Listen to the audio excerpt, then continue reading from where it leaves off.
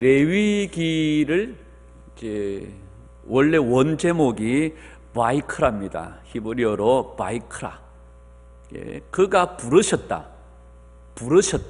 부르심이라는 뜻입니다. 레위기가 뭘로 부르셨을까요? 불렀는데 우리를 뭘로 부르셨을까요? 예배자로 부르셨습니다. 레위기는 제사 이야기가 나옵니다. 성경에 제사 하니까 자꾸 우리식으로 생각을 하면 안 됩니다. 이 성경에 나오는 뭐 번제, 속죄제, 화목제,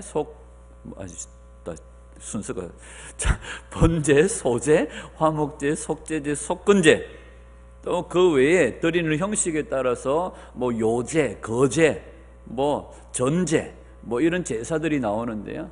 제사 이러니까 옛날 우리 어린 시절에 안 믿는 뭐 이런 우리나라의 문화 속에서 살아올 때 그런 제사로 생각하면 안 되죠. 여기서 말하는 제사의 개념은 오늘날 우리의 예배의 개념이라고 말할 수 있습니다. 자, 레위기가 무슨 단어라고요? 바이크라, 부르셨다. 그가 부르셨다. 부르심이라는 뜻입니다. 성경에 보면 부르다 하는 단어가 있습니다. 그러니까 요즘에는 좀 그런 게 없잖아요. 도시화가 되어져 버리다 보니까 저희들은 시골에서 살았습니다. 시골에서 하고 노는 게 뻔합니다. 자치기, 뭐 비석치기, 그 다음에 오징어, 뭐 다리, 뭐 이런 거밖에 없습니다. 그러면 동네에서 놀 데가 없습니다. 가장 이제 넓은 곳에, 동네 가장 중심에 있는 가장 넓은 마당, 사람들이 많이 모이는 그런 데다가 선 그어놓고 막 모입니다. 그러면 어김없이 해가 뉘어질 때에 집집마다 부릅니다. 뭐라고 부릅니까? 뚜이야, 밥 물었나? 이러면은 뭐 전화도 없습니다. 그냥 집에서 부르면 그 길로 하던 거 다 팽개쳐 두고 나 집으로 들어가서 한따까리 하고, 이놈의 손아, 손을 보니까 거북이가 형님이라 하겠다, 막 이러면서 이제 막 혼나고 또 씻고 코 찔찔 흘리고 뭐 이렇게 하는 장면들 있죠. 그때의 엄마가 부를 때에 어떻게 부릅니까? 자기만 들을 수 있도록 뚜이야 온나 이러면 저 마을 어귀에서 놀고 있는 딸에게는 안 들리는 거예요. 그러면 불러드리려면 어떻게 불러요? 외쳐 부르는 거예요. 그래서 우리를 부르신다 할 때에, 자, 이 부르심은 우리가 다른 말로 하면 뭐 콜링, 그죠? 자, 하나님께서 여러분들을 예배자로 부르실 때에 주님이 어떤 개념이 머릿속에 생각납니까? 사랑하는 아들아, 사랑하는 딸아, 내가 너를 예배자로 부른다. 뭐 이런 의미, 이런 느낌이죠. 근데 이게 성경에서 부르다 하는 단어는요, 카라입니다. 카라. 이 카라가 아니고요, 카라, 외치는 겁니다. 외쳐서 부르는 거예요. 여러분, 마지막에 우리 주님이 오실 때에 우리의 이름을 부르며 오실 겁니다. 천사들을 온 세계 만방에 보내서 하나님께서 그의 백성들을 도로 다 찾으실 거예요. 야들아 가자! 그러면 이것하고 저것하고 있던 우리들이 주님의 부르심 앞에 다 공중으로 들림받게 될 것입니다. 그때 어떻게 하실까요? 주님이 우리의 이름을 부르며 오세요. 어떻게 부르실까요? 양선아, 이게 아니에요. 외쳐 부르는 거예요. 외쳐서 부르는 거예요. 우리가 온 세계가 들을 수 있도록 부르며 주님이 오실 거예요. 그러니까 이렇게 부른다. 레위기는 그가 부르셨다 하는 뜻입니다. 부르셨다. 어떻게 불러요? 외쳐 부르신 거예요. 그러니까 들을 수 있을까요? 없을까요? 못 들었다고 말할 수가 없는 거예요. 하나님께서 우리를 예배자로 부르셨어요. 주님 못 들었어요. 못 들었다고 할 수가 없어요. 왜? 주님이 어떻게 부르셨기에? 외쳐 부르셨기에. 그죠? 요즘 아이들은요, 불러도 못 듣습니다. 소리를 쳐서 불러도 못 듣습니다. 이놈의 소나 불러도 왜 대답을 안 하냐? 못 들었는데요. 뭐 한다고? 게임한다고 정신이 빠져. 뭐 다른 것 한다고 정신이 빠져가지고. 여러분, 우리 주님이 부르시는 부르심에 응답하는 은혜가 있기를 축복합니다. 여러분, 이 부르심, 여러분 레이기를 통하여서 주님이 우리를 부르셨다. 뭘로 부르셨느냐? 예배자로 부르셨다. 로마서 12장에 보면 주님께서 우리에게 거룩한 산제물로 우리의 몸을 드려 뭐 하라고 그래요? 영적 예배를 드리라고 말씀하세요. 여러분, 우리 삶이 예배가 되기를 소원합니다. 예배가 삶이 되기를 소원합니다. 제가 오늘 아침에 깜짝 놀랐어요. 핸드폰을 딱 켜는데 제 핸드폰에 모니터가 딱 떠요. 당신이 어제 하루 핸드폰을 이게 뭐죠? 이렇게 불빛이 꺼진 상태로 닫혀 있는 시간이 아니라 불빛이 켜져서 열려 있는 상태, 그 열려 있는 상태로 폰이 유지된 시간이 6시간 30분이래. 내가 6시간 30분을 핸드폰을 들여다본 적이 없는데, 켜진 상태, 그러니까 화면이 열린 상태예요. 예를 들면 제가 유튜브를 틀어서 설교를 듣는 시간, 또 아니면 카톡을 확인하는 시간, 문자를 확인하는 시간, 괜히 열어서 시계 확인하는 시간, 뭐 이런 시간 다 포함해가지고 핸드폰에 불빛이 켜졌다 꺼졌다 켜졌다 꺼졌다 하는 시간이 거의 6시간이 되는 거예요. 6시간 동안 주구장창 봤다는 게 아니고요. 어쨌든 본 시간 포함해서 열렸다 닫혔다는 시간. 어머, 제가 충격을 받았어요. 내가 성경책을 6시간을 열었다 닫았다 했으면 하나님 얼마나 이쁘다고 쓰다듬어 주셨을 텐데, 갑자기 화장실에서 그걸 보고 제가 충격을 받아요. 여러분, 주님이 우리를 뭘로 부르셨어요? 예배자로 부르셨어요. 우리의 몸을 거룩한 산제물로 주님 앞에 드리는 영적 예배, 예배가 우리 삶이 되기를 소원합니다. 삶이 우리가 예배 되기를 원합니다. 그래서 주님은 우리를 뭘로 부르셨다고요? 예배자로. 주님은 우리를 부르실 때 모르도록, 그게 아닙니다. 모두가 알도록, 느끼도록 선포하며 부르셨다, 그렇게 말씀하세요. 자, 레위기 1장에서부터 5장까지는 제사 이야기가 나옵니다. 5가지가 중요한 제사죠. 가장 기본적인 제사가 무슨 제사입니까? 번제입니다. 번제는 우리가 지난번에도 말씀을 나눴던 것처럼 어디에서 완성이 되어졌습니까? 십자가에서 완성이 되어졌어요. 자, 번제는 매일 드리는 제사입니다. 매일 드리는 제사예요. 언제 드립니까? 아침과 저녁에 상번제로 드립니다. 아침에 몇 시? 제9시, 우리나라 시간으로 제3시. 오늘 다 시간이 왜 이렇게 헷갈립니다. 자, 아침에 몇 시? 제3시, 우리나라 시간은 오전 9시. 그 다음에 몇 시? 제9시, 오후 3시. 예수님이 십자가에 달리신 시간이 9시, 오전 9시, 제3시. 운명하신 시간이 제9시, 오후 3시.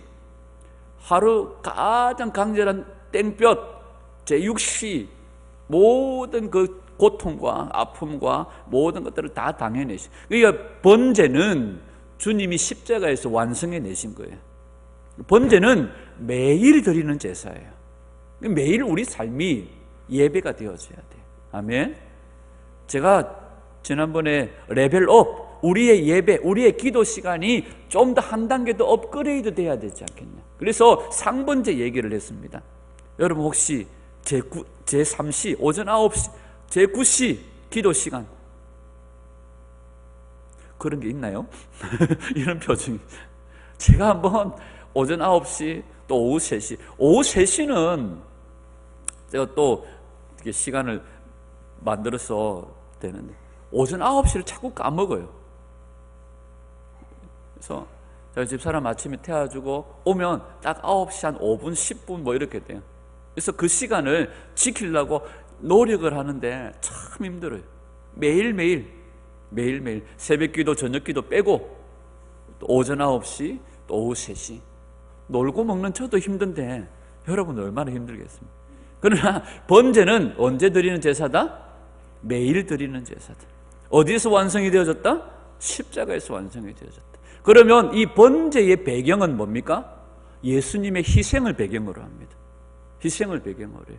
그러면 이 번제의 제사를 우리 가운데 적용을 한다면 우리는 하나님 앞에 예배할 때 뭘 전제를 해요? 자기 희생을 전제를 해요. 자기 희생을. 그러면 이 번제가요, 성도들의 적극적인 참여와 희생이 여기에 포함되어져 있어요. 자, 번제를 드리기 위해서 오늘 성경에 보면 무슨 짐승을 가지고 나옵니까? 가축 중에서 소와 양을 가지고 나와요. 여러분, 우리가 성경을 제대로 알아야 되는 이유가 뭐냐면, 여러분 사무엘서에 가면 여러분 이스라엘 백성들이요 하나님의 언약궤를 빼앗기는 장면이 나와요. 블레셋에게 빼앗기는 장면이 나와요. 근데 이 블레셋이 하나님의 언약궤를 빼앗아 갔는데 자기들의 다곤 신전에다가 두었는데, 자고 일어나니까 다곤이 목이 확 자빠져 있고 꼭 마치 법궤 앞에 절하듯이 머리를 쳐박고 있기도 하고, 문지방에다가 머리를 쳐박고 있어가지고, 그때부터 어른들이 문지방 밟지 마라 뭐 이렇게 하잖아요. 그건 재앙이 막 자기들에게 임하는 거예요. 그래서 이 블레셋 사람들이 언약궤를 다시 이스라엘에게로 돌려보내는데 이 언약궤를 어디에 실었어요? 새 수레에다가 실어가지고 아직 송아지를 낳은 지 얼마 안 되는 암소, 젖이 아직 뚝뚝 떨어지는 암소를 자기 새끼와 분리시켜서 이 수레를 끌고 어디로 갑니까? 그 블레셋 땅에서 가까운 베세메스로 이 법궤를 옮겨버려요. 그래서 이 암소가 이 수레를 싣고 잘 가면 뒤돌아보지 않고 자기 송아지 돌아보면서 돌아오지 않고 그 길로 바로 가면 이건 하나님께로부터 난 것이다 이렇게 판단하겠다 하고 베세메스로 암소의 새 수레에다가 실어서 하나님의 언약궤를 싣고 가요. 그때 베세메스 사람들이 도착한 법궤 언약궤를 뚜껑을 열어봅니다. 그래서 심판이 임하죠. 그죠? 처음 듣는 얘기입니까? 표정이 오늘 처음 듣는 얘기. 자, 심판을 당합니다. 그때 베세메스 사람들이 하나님 앞에 두려워가지고 그 수레를 끌고 온 소를 잡아가지고 하나님 앞에 제사를 드려요. 너무너무 귀하고 이뻐 보이죠? 그런데 오늘 번제를 보면 번제를 드릴 때 뭘 바쳐요? 가축 중에서 뭘 드립니까? 소나 양을 드려요. 그 뒤에 가면 혹시 소나 양을 드리기에 힘든 사람이 있으면 뭐합니까? 양이나 염소 그것 중에서 어떤 걸 드립니까? 수컷을 드려요. 그런 베세메스 사람들이 드린 제사에 사용되어졌던 수레를 끌고 온 소는 암컷이에요. 그죠? 하나님 앞에 제사를 드릴 때 사용되어지는 소는 수컷이 사용되어져요. 그런데 베세메스 사람들이 자기 딴에는 잘한다고 제사를 드렸어요. 그런데 막 닥치는 대로 드려버렸어요. 암컷을 잡아가지고. 여러분, 베세메스 사람들이 몰라서 그랬겠지. 그죠? 몰라서 그랬겠죠. 저거 집에 소 내놓기 싫으니까 있는 소 잡아가지고 드렸겠죠. 여러분, 번제의 기본은 자기 희생입니다. 이것을 실천하신 분이 예수님이세요. 번제의 완성이 십자가니까. 십자가 희생이 이 번제의 기본입니다. 베세메스 사람들이 몰라서 그렇겠지. 아니에요. 베세메스는요, 이스라엘 백성들이 가나안 땅을 분배할 때에 48개의 뭐 합니까? 제사장들, 레위인들에게 제사장들이 살 수 있는 땅을 분배를 합니다. 그 가운데서요 도피성을 분배를 합니다. 그 도피성 가운데 하나가 베세메스예요. 베세메스는 누가 살던 동네입니까? 제사장들과 레위인들이 살던 동네예요. 그러면 예를 들면 제가 제사장이라고 생각합시다. 제사장은 하나님 앞에 뭘 드려야 할지를 알고 어떤 걸 드려야 할지를 분명하게 알아야 됩니다. 안 그러면 이건 죽느냐 사느냐의 문제이기 때문에. 여러분, 예배는요 죽느냐 사느냐의 문제입니다. 오늘 내가 예배를 드렸는데만 내가 기분이 안 좋다, 목사님 인상이 그래가지고 오늘 은혜 다 떨어져 붙다, 이러 집에 가 일주일 내내 막 끙끙하라. 누구 손일까요? 여러분들 손입니다. 앞에 설교자 인상이 더러워도 여러분들은 죽으라고 은혜를 받으셔야 됩니다. 그러니까 여러분, 이 제사장이요 예배 하나 잘못 드리면 그때 당시에는 죽느냐 사느냐의 문제예요. 여러분, 우리 예배가 이런 겁니다. 예배 실패하면 우리 삶이 실패해요. 예배 성공하면 우리 삶이 성공하는 줄 믿습니다. 예배는요 죽느냐에 사느냐의 문제예요. 그런데 제사장이 그 번제 암컷이가 수컷이가 모르겠는데요. 아무거나 끌고 와봐라. 이게 아닙니다. 분명하게 주님은 규정과 규례와 법도가 있는 거예요. 그런데 베세메스 사람들이요, 제사장들이요, 레위인들이에요. 그런데 몰랐다? 이게 안 통합니다. 여러분, 오늘날 우리가 주님 앞에 가서 핑계할 게 없어요. 주님 좀 몰랐어요. 요즘에는요, 모든 것이 다 드러났습니다. 봉인된 게 없어요. 다 해제가 되어졌어요. 말씀이 다 드러나요. 근데 몰랐어요. 좀 몰랐어요, 주님. 이게 핑계가 안 됩니다. 여러분, 목숨 걸고 예배하는 은혜가 있기를 축복합니다. 여러분, 몰랐어가 이제 핑계가 안 돼요. 우리 주님은 모든 것을 이제 다 봉인 해제하셨습니다. 정말 주님이 원하시는 뜻 안에서, 법 안에서 주님이 예배하는 은혜가 있기를 원하고, 이제 우리 몸을 거룩한 산예물로, 산제물로 주님께 드리라고 말합니다. 다시 얘기합니다. 이 번제에는 뭘 깔아요? 자기 희생입니다. 십자가의 희생, 자기 희생을 까는 거예요. 그리고 이 번제를 드릴 때는요, 여러분, 예배자의 적극적인 헌신과 적극적인 표현이 필요해요. 뭐가 필요하다고요? 적극적인 표현이에요. 오늘날의 성도들도 마찬가지입니다. 원래 성경적인 구조는요, 이런 구조가 아니에요. 설교자가 이 앞에 어마무시하게 높은 단위에 서 있고 성도들은 낮은 단에 앉아서, 이게 아닙니다. 예전의 성도들 성경적인 배경에 말씀을 듣는 태도는요, 말씀이 선포될 때에 청중이 일어났어요. 유대인들의 그 랍비들의 가르침을 보면요, 가르치는 사람들은 앉아있고 배우는 사람들은 서 있어요. 한국 사람들은요, 어마무시하게 배려한다고 배려했는데 이게 성도들로 하여금 자불게 하는, 오늘 이제 뜯어고쳐서, 우리 다음 주부터는 설교자가 앉아서 설교하고 듣는 청중들은 이 나서 두 손을 공손하게 모으고 설교를 듣습니다. 라면은 이제 목사님 미쳤다, 이제 드디어 이제 미쳤다, 이제. 그러면 이제 한 10분 지나면 다리가 아파서 시계를, 안 그래도 앉아서도 시계를 보는데 서놔놓으면, 세워놓으면 이제 막 시계 봤다가 어떤 사람은 책 챙겨 나가고, 그 뒤에 이제 부인은 막 얼굴이 벌게가지고 막 놔두고 간 성경책 들고 따라가고, 뭐 이런 일들이 생길 거예요. 여러분, 성경에서 이 번제를 드릴 때의 모습을 보십시오. 제사를 드리는 사람이 뭘 가지고 옵니까? 자기 집에 있는 하나님께 드릴 양과 소를 끌고 나와요. 끌고 나와서, 제사장님, 제가 하나님 앞에 범죄해서 제사 드리러 나왔습니다. 그래요, 시작합시다. 뭐 이렇게 하면 그 가지고 나온 재물, 그 가지고 나온 짐승의 재물을 누가 잡아요? 자기가 잡아요. 자기 집에서 키우던 양을 가지고 나와서 그 머리에 자기의 죄를 전가하고 안수하고, 그 양의 목을 누가 따요? 자기가 따요. 제사드리는 자기가 그 목을 따고 짐승의 각을 뜨고 그 짐승의 가죽을 벗기고 그 짐승을 드릴 준비를 하는 거예요. 여기에는 뭐가 필요해요? 예배자의 적극적인 표현이 필요해요. 오늘날의 예배자들은요, 너무 소극적이에요. 너무 소극적이에요. 누가 다 해요?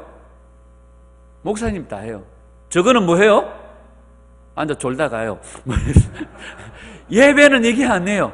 예배자가 자신을 주님 앞에 온전히 깨트려 드리고 자기를 죽이는 시간이에요. 그러니까 번제는 적극적인 예배자의 표현이 여기에 표현되어진다는 거죠. 이 짐승을 잡는다 하는 단어가 히브리어로 샤하프라는 단어입니다. 짐승을 잡는다. 여러분, 우리가 짐승을 잡을 수 있죠, 그죠? 부산에도 짐승 잡는 데 많이 있습니다. 소를 도축하고 뭐 이러는 데 많이 있죠. 김해 가면은 부경축산이라고 해가지고 우리가 먹는 삼겹살, 목살 다 옵니다. 그런데 짐승을 잡는다는 말이 여러분 여러 곳에서 사용이 되어질 수 있잖아요. 그런데 성경에서 짐승을 잡는다는 이 표현은 딱 한 군데에서만 사용되어집니다. 어디서 사용되어질까요? 제사 드릴 때. 그러니까 이 백성들이 짐승을 잡는다 하는 이 샤하퍼라는 표현은 뭐 할 때만, 제사를 드릴 때만 사용되어지는 표현들이다. 그래서 이 예배를 드리는 목적은요, 우리의 고백을 드리는 거예요. 우리의 헌신을 드리는 거예요. 나를 드리는 거예요. 여러분, 우리가 예배에 와서 소극적으로 그냥 분위기에, 그냥 순서에, 그냥 나의 발을 담그고 그냥 흘러가듯이 아니에요. 이 예배에 나의 고백을 드리고 주님을 향한 진실한 내 고백, 주님 앞에 나를 드리는 그것이 이 예배의 중요한 목적이라는 사실들을 기억해야 됩니다. 그러니까 구약 시대에 예배를 한번 드리려면, 제사를 한번 드리려면 양을 끌고 와서 양을 잡고 가죽과 내장을 분리하고 각을 뜨고, 각을 뜬다는 게 뭐라고요? 뼈 마디마디를 꺾는 거예요. 뼈 마디마디. 저는요, 마음이 보드러워서 닭다리도요 잘 못 꺾어요. 닭다리는 잘 못 꺾는데 치킨은 잘 꺾어요. 근데 제가 옛날에 진짜 충격받았던 게 있습니다. 학교 다닐 때 동창들이죠, 동창들. 여자친구들이 있잖아요. 이 여자친구들 가운데서요, 진짜 무지막지한 애들을 봤어요. 겉으로는 아주 곱고 상냥하게 생겼는데 얘네들이 닭발을 좋아해요, 닭발. 그런데 요즘 닭발은요, 뼈를 다 발골을 해가지고 살코기만 있잖아요.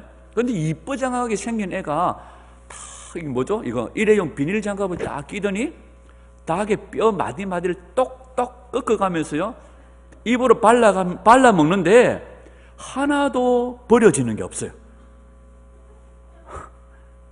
근데 진짜 잔인하다. 근데 하나도 입으로 쏙쏙쏙쏙 발라가지고 나중에 이만한 뼈 몇 개만 톡톡톡 뱉어내고 다 발라 먹는 거예요. 여러분, 그런 작은 닭다리, 닭발 이런 건요 쉽게 꺾여질 수 있어요. 여러분, 마트나 이런 데 가보세요. 신랑님 끓여주려고, 사골 끓여주려고 소뼈를 사왔다. 여러분, 뼈 그거 다 발라진 거지만 뼈가요 어마무시해요. 그걸 여러분 각을 뜬다고 생각을 해보십시오. 이건 온갖 힘이 안 들어가고는 할 수가 없는 거예요. 근데 하나님께 드리는 예물인데 팔로 밟고 막 이렇게 하겠습니까? 그 뼈를 꺾는 일, 그 짐승의 각을 뜨는 일, 내장을 분리하는 일, 누가 다 해요? 제사를 드리는 그 사람이 다 해요. 이 이야기를 하니까 이제 목사님 지 편하려고 이제 아무것도 안 하고 이제 우리한테 다 시키려고 이런 얘기가 아니라, 우리의 예배에 정말로 주님 앞에 드리는 이 예배가 정말로 내가 하나님 앞에 적극적인, 정말로 표현과 사랑의 고백과 정말 이 예배에 정말 어떻게 내가 어떤 중심으로 이 예배를 드리는지를 우리가 한번 생각해 볼 수 있어요. 그러니까 옛날 이 시대의 레위기의 이 시대처럼 오늘 우리의 예배가요 많이 둔감해지고 무디어지고 많이 소극적이 되어진 거죠. 이 책임은요 목사들에게 있습니다. 죄송합니다. 여러분, 우리의 예배가 많이 소극적이 되어졌고 많이 둔감해졌고 많이 미련해졌다는 것이 사실이에요. 여러분, 우리가 더 적극적으로 주님 앞에 예배하는 은혜가 있기를 축복합니다. 여러분, 우리 교단에서 학생 신앙 운동이라고 그러죠. 학생 신앙 운동이라고 이제 SFC라는 것이 있습니다. Student for Christ. 그리스도를 위한 학생들. 미안합니다, 지금 발음이. 자, SFC가요, SFC 마크가 있습니다. 마크가 어떤 마크냐면 손 모양이 이렇게 있고 거기에 하트, 심장 모양이 얹혀져 있는 이런 모양이에요. 이게 뭘 의미하느냐 하면 나의 심장을 주님께 드립니다 하는 그런 고백입니다. 이게 원래 학생 신앙 운동의 마크예요. 이게 배지로도 있고 깃발로도 있습니다. 손 위에 심장, 하트가 있어요. 나의 심장을 주님께 드립니다, 이 고백이에요. 근데 심장을 드리는 놈은 한 놈도 없어요. 맨날 예배 시간 늦고 지각하고 자고. 여러분, 우리의 심장을 주님께 드리는 예배가 되기를 원합니다. 여러분, 찬송을 하나를 해도요 진액을 쏟아서 하죠. 정말 우리가 주님 앞에 기도 하나를 해도 진액을 쏟았어. 우리가 찬송 하나를 해도 뭐가 튀어나올 듯이, 심장이 튀어나올 듯이 주님께 찬양하고 예배하는 은혜가 있기를 축복합니다.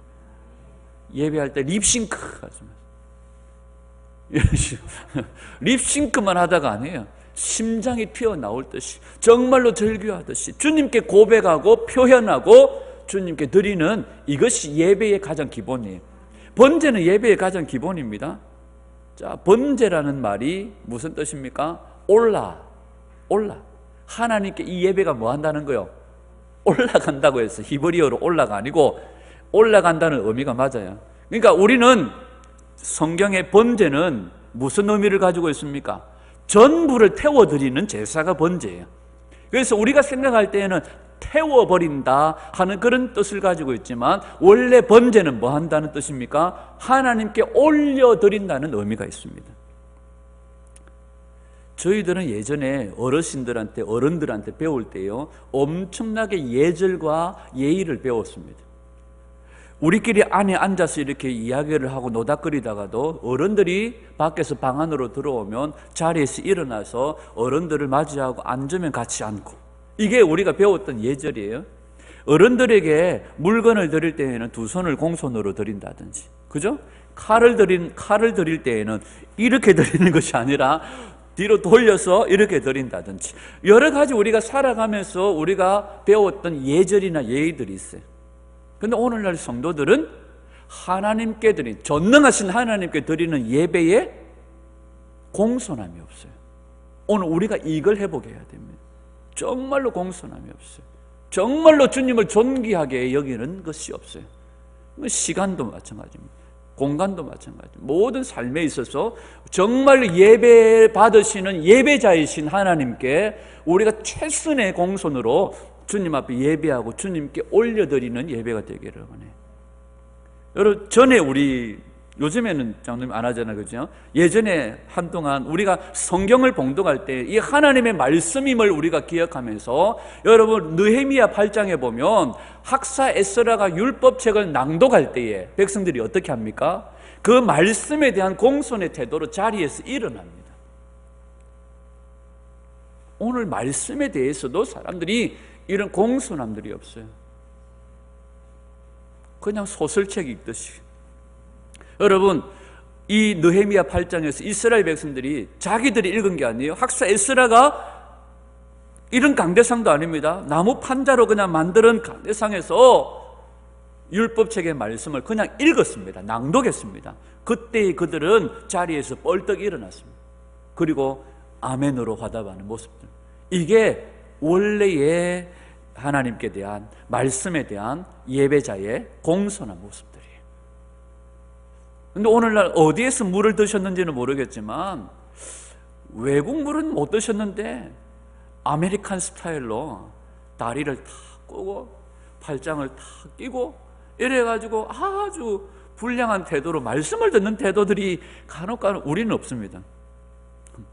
그런 태도들이 있어요. 우리는 주님 안에서 자유해. 맞아요, 자유해요. 그런데 여러분, 기본적인 주님을 향한 예배의 공손함들은 우리 가운데 유지되어져야 됩니다. 아멘. 여러분, 우리가 예수님이 바리새인들과 얘기할 때도 그러죠. 그들이 일주일에 2번을 금식하고 11조를 드리고 기도를 아침 저녁으로 하고 뭐 하고 하지만 주님이 뭐라고 말해요? 너희들이 바카와 해양의 근처에 11조를 드리지만 뭘 버렸다? 그 율법의 정신을 버렸다는 거예요. 여러분, 우리가 정말로 기본적으로 이 예배에 대한 태도, 예배에 대한 정신, 아니 예배자이신 하나님을 향한 이 공손함, 존경함, 이 존귀하게 대하는 이 예배의 근본은 잃어버리면 안 되는 거죠. 그리고 이 예배에 적극적으로 우리가 표현하고 적극적으로 주님 앞에 정말 우리 삶을 드려야 됨을 우리에게 말씀하는 거예요. 그리고 중요한 것은요, 우리가 고백합니다. 우리가 주님 앞에 예배를 통하여 하나님께 내 사랑을 고백합니다. 아버지 사랑합니다. 아버지 감사합니다. 찬양합니다. 경배합니다. 주님만이 나의, 이런 여러 가지 표현들을 할 수 있어요. 여러 가지 고백들을 할 수 있습니다. 그러나 이 제사의 예배에 있어서 가장 중요한 고백이 뭘까요? 죄에 대한 고백입니다. 여러분, 예수님이 우리를 위하여 희생하시고 번제의 제물이 되어주신 이유는 뭔 문제 해결하시려고? 우리 죄 문제 해결하시려고. 그러면 이 예배에 있어서 우리가 가장 중요하게 다루어야 될 고백이 뭘까요? 죄에 대한 고백이에요. 여러분, 오늘 이 예배가 우리의 인생의 마지막 예배인 것처럼 주님 앞에 드리는 은혜가 있기를 축복하고, 정말 공손함으로 존귀하게 주님 앞에 드리는 예배가 있기를 소원합니다. 옛날과 비교해서 많이 둔감해지고 예배에 우리가 비협조적이고 소극적이 되어졌어요. 그러나 우리만큼은 이 예배의 진정한 예배의 정신들을 회복하는 은혜가 있기를 축복합니다. 그래서 하나님이 우리를 뭘로 부르셨다? 예배자로 부르셨다. 이건요, 레위기에서만 어느 날 갑자기 주님이 등장하셔서 야, 너희들을 예배자로 불러, 이게 아니에요. 원래 창조의 목적이 뭐예요? 우리를 예배자로 부르셨어요. 이사야 43장에 보면 우리를 두 가지로 부르셨다고 했죠. 첫 번째는 하나님의 영광에 찬송이 되게 하시려고 우리를 예배자로 부르셨어요. 그 다음에 두 번째는 우리를 뭘로 부르셨어요? 증거자로 부르셨어요. 우리를 증인으로 부르신 거예요. 베드로전서 2장 9절에도 왕같은 제사장으로서 우리를 뭘 증거하려고? 우리를 어둠에서 건져내신 하나님의 아름다운 덕을 선포하게 하시려고. 사도행전 1장 8절에 우리를 뭘로 부르셨어요? 성령의 권능 받아 땅끝까지 뭐 되게 하시려고? 예수님의 증인 되게 하시려고. 이게 원래 창조의 목적이에요. 예배자, 증인이에요. 이건 창조의 목적일 뿐만 아니라 이건 우리의 구원의 목적이에요. 이스라엘 백성들을 출애굽에서 건져내서 구원하신 목적이 뭐예요? 하나님 뭐 하려고 구원하셨어요? 우리를 뭐 하려고 구원하셨을까요? 구원의 목적을 얘기하면서 출애굽에서는 뭘 얘기합니까? 내가 너희와 함께 거하려고 성막도 주시고 성전도 주시는 거예요. 하나님이 우리와 함께 거하신다면서 뭐 하시려고 거하실까요? 우리의 하나님이 되시는 거죠. 예배 받으시는 거죠. 여러분, 예배는 우리의 창조의 목적이요, 구원의 목적이요, 또 우리의 부르심이 바로 이 예배자라는 사실. 여러분 예배자로 살아가기를 소원합니다. 저는 지난 수요일날 말씀드렸죠. 제 영어 이름이 데이비드입니다. 그런데 다윗을 너무 좋아해가지고 영어 이름을 데이비드라고 했더니 사울에게 쫓기는 고통과 같은 고통을 경험해가지고, 그래서 저는요, 이 다윗이 전쟁하는 전사인 줄 알았어요. 그래서 다윗의 그 전쟁에서의 승리만을 계속해서 구하고, 그래, 다윗이 어디로 가면서 이겼던 것처럼 막 누가 하도 싸워도 막 이겨. 어느 날 보니까 내가 싸움 닭이 돼 있는 거예요. 어느 날 보니까 내가 꼭 싸움 닭 같아요. 날카롭게 써서 무엇이든지 내게 접근해 오며 이겨버리려고. 근데 다윗을 알면 알수록 다윗은요, 전쟁하는 사람이 아니라 뭐 하는 사람이에요? 예배자예요. 예배자. 쫓겨가 있는 동굴 속에서도 예배해요. 전쟁 중에도 예배해요. 심지어 다윗이 언제 예배합니까? 저기 블레셋 나라의 아기스 왕에게 도망을 갑니다. 아기스 왕에게 도망을 갔더니 블레셋 방백들이 야, 저거 사울은 천천히요, 다윗은 만만이라고 하던 그 다윗 아이가, 저 다윗이 만약에 우리가 끌어들였는데 정신을 차려가지고 우리를 쳐버리면 우리 죽는다. 야, 다윗은요 이스라엘 왕이 될 사람이 아이가, 이러면서 사람들이 막 그러니까 다윗이 갑자기 침을 질 흘리면서 미친 척을 합니다. 이때에 이 상황을 시편에 보면 뭐라고 얘기하느냐 하면 하나님이 주신 지혜로 그 일들을 했다고 말하고, 그렇게 자기에게 지혜를 주신 하나님께 감사와 찬양을 돌리는 모습이 나와요. 다윗은 그런 순간에서도 하나님을 예배하는 거죠.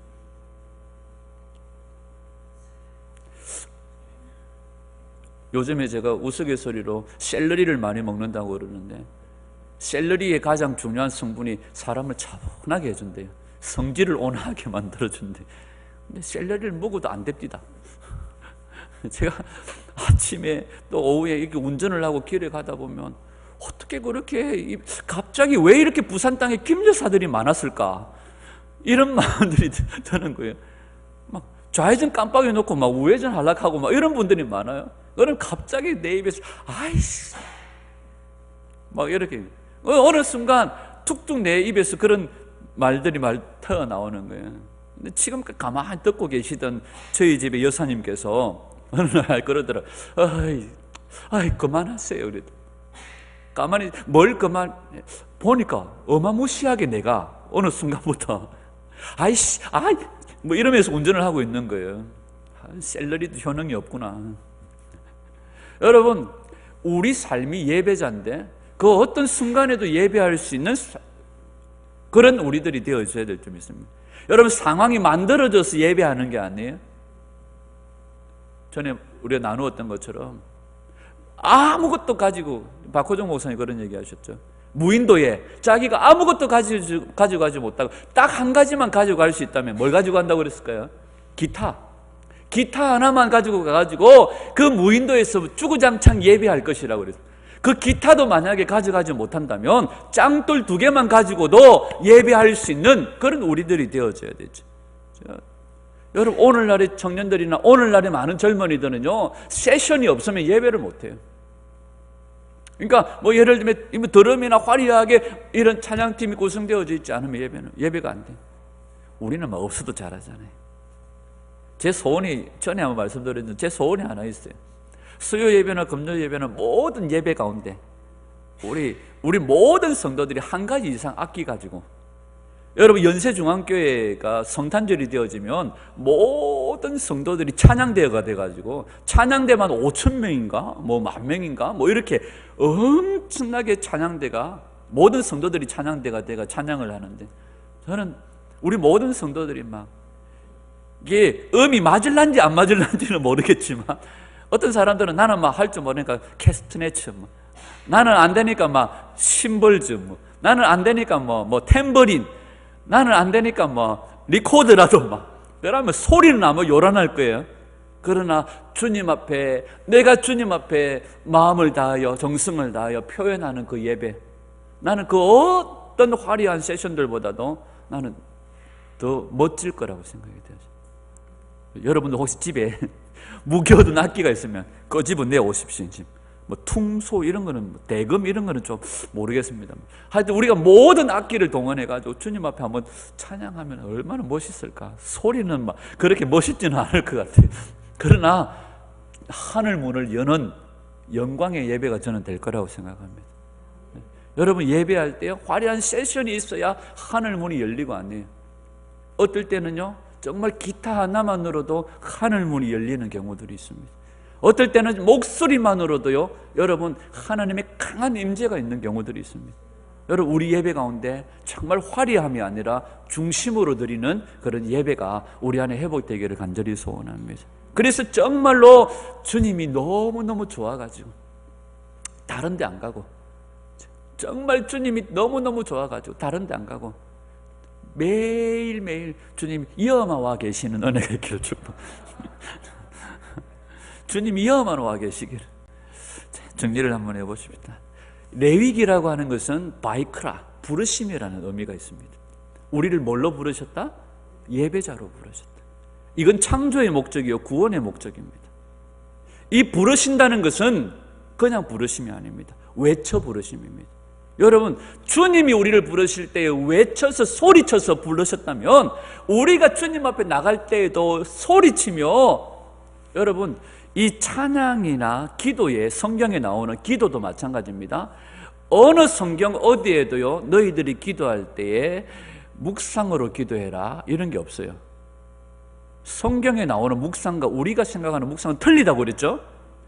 성경에 나오는 성경을 묵상하고 말씀을 묵상하고 하는 이 묵상이라고 하는 단어는 소리를 엎드리는 겁니다. 내게 능력 주시는 자 안에서 내가 모든 것, 입으로 소리를 내서 엎드리는 걸 얘기합니다. 그런데 기도에 관련된 부분에 있어서는요, 이 속으로 안으로 이렇게 말하는 방향이 전혀 없어요. 기도에 대해서 말씀하실 때에는 주님이 줄곧 하는 말씀이 있습니다. 너는 내게 뭐하라? 부르짖어 기도해라, 이렇게 말씀하세요. 우리 교단이 고신 아닙니까? 아주 꼭꼭꼭 고신 아닙니까? 그러니까 옛날에는 손뼉도 못 칩니다. 손뼉 치면 이단이라고 하고, 지금도 자기들이 치고 있으면서 교회 드럼 치면 네 어떻게 교회에 드럼을 칠지, 집집마다 다 놔두고 있어요. 그 정도로 막, 제가 이제 노회를 하잖아요. 목사님들끼리 노회를 하잖아요. 노회에 가면요, 갑자기 우리는 예배 시간에 박수를 치기도 하고 마음껏 찬양하고 막 이렇게 하잖아요. 목사님들 장로님들 뭐 하나 보세요. 한 200~300명 떡 앉아가지고요 찬송을 부릅니다. 내 주를 가까이 아멘 뭐 이러면 막 속에 천불이 납니다. 찬양대가 찬양을 합니다. 아주 지휘자가 막 진짜 멋지게 지휘를 하면서 찬양을 합니다. 우리는 하나님께 영광의 박수를 돌려드리고 막 이러잖아. 지휘자가 막 꽝 하고 끝났어요. 찬물을 끼얹듯이 조용해요. 갑자기 제가 하다가 옆에서 아무 반응이 없으니까 같이 막 이래가지고 있을 때가 있습니다. 여러분 성경 그 어디에도요 이게 경건이라고 말한 적이 없어요. 기도도 부러지죠. 말씀도요 소리 내어서 입으로 엎조리며 선포하라고 말씀하시는. 자, 바이크라 부르셨다. 주님이 외쳐 우리를 부르셨다면 그 부르심에 응답하여 주님께 나아갈 때도 우리가 어떻게 하면 나아가야 될까요? 아버님 이렇게 아니에요. 아빠 하고 외치며 나아가야 되겠지. 저희들이 전에 있던 교회 엄격하게 가르치는 건 아닌데 저희 아이들하고 나이대가 비슷한데요 저희 아이들은요 막 아빠가 양복 입고 교회에 있든지 막 저 아버지가 목사든지 뭐든지 상관없어요. 아빠 돈 이러면 짜증박 무리고 막 저한테도 눈 흘기고 막 와가지고 밥 먹었나 막 이러고 이러거든요. 그런데 그 집 아들 갑자기 오더니 어머님 뭐 이러면서 뭐 아버님 이러시더라고요. 아이들은 그냥 막 아빠 밥 줘, 돈 줘, 이게 어울리는데 갑자기 애가 똑같은 나이인데 어느 날 갑자기 와서 어머님 집에 안 가실 거예요? 뭐 이러는데 그것도 옆에서 딱 해가지고 공손하게 하는 제가 닭살이 돋아가지고 적응이 막 안 되는 거예요. 주님이 우리를 부르실 때에 우리가 기본적인 공손의 태도는 유지되어져야 되죠. 그분이 외쳐 부르셨을 때에 우리가 그분을 향하여서도 외침과 적극적인 표현으로 주님께 나가는 모습들이 필요해요. 저는 아버지하고의 관계가 그다지 친하지가 않습니다. 저희 집사람이 맨날 그래요. 저희 형님하고 통화를 하면 묻나? 묻다. 가나? 간다. 알았다. 건너. 이게 끝이에요. 그러니까 저희 형님하고 전화를 하면 옆에서 듣고 있던 저희 집사람이나 저희 아이들이 둘이 안 친하나? 그렇게 할 말이 없나? 할 말이 없다. 뭐 짜들이 할 말이 없어요. 뭐 용건만 간단히 가나? 간다. 올기가? 온다. 언제? 조금 있다가 알았다. 끝. 이게요. 근데 자기들이 볼 때에는 되게 친하지도 않고 할 말도 없는 것처럼 보이는 거예요. 여러분 우리가 주님 앞에 정말로 할 말이 없어가지고 주님 앞에 할 고백이 없어가지고 주님 앞에 드릴 것이 없어서 주님과 대면 여러분 이게 아니에요. 우리 아버지 하나님은 모든 허물과 모든 것이 넉넉하고 모든 긍휼이 풍성하신 하나님이신 줄 믿습니다. 그분의 부르심 앞에 소리치며 나아가십시오. 그리고 이 번제는 뭘 깔고 있어요? 자기 희생이에요. 예수님의 십자가의 희생을 깔고 있습니다. 우리도 마찬가지로 이 제사 예배에 뭘 깔아요? 적극적인 주님 표현이 필요해요. 그 고백 가운데 가장 중요한 고백은 무슨 고백이라고요? 죄에 대한 고백이에요. 이 매일의 번제가 매일의 예배였던 것처럼 우리가 주님 앞에 매일의 회개와 매일의 죄에 대한 고백들을 주님 앞에 드려야 됩니다. 그래서 레위기를 우리가 찬찬히 살펴보면서 앞으로 계속해서 좀 더 깊이 살펴보겠지만 우리가 이 시대의 예배자들과 오늘 우리의 예배를 비교했을 때에 우리의 예배가 얼마나 소극적이고 얼마나 무디어져 있는지를 점검하면서 여러분들의 예배가 정말로 주님이 기뻐하실 수 있는 향기로운 예물이 되어질 수 있기를 간절히 소원합니다. 그래서 정말로 주님이 너 때문에 너무 기쁘다. 주님이 흡족해 하시고 만족해 하시는 예배 정말로 적극적으로 표현하고 헌신적으로 그러나 유지되어져야 될 공손함과 존경은 그대로 유지되어지는 아름다운 예배로 하나님을 기쁘시게 하고 하나님을 감동시키는 그런 저와 여러분들이 될 수 있기를 주님의 이름으로 축원합니다. 여러분들의 삶이 예배가 되기를 소원합니다. 예배가 삶이 되기를 주님의 이름으로 축원합니다. 기도하겠습니다.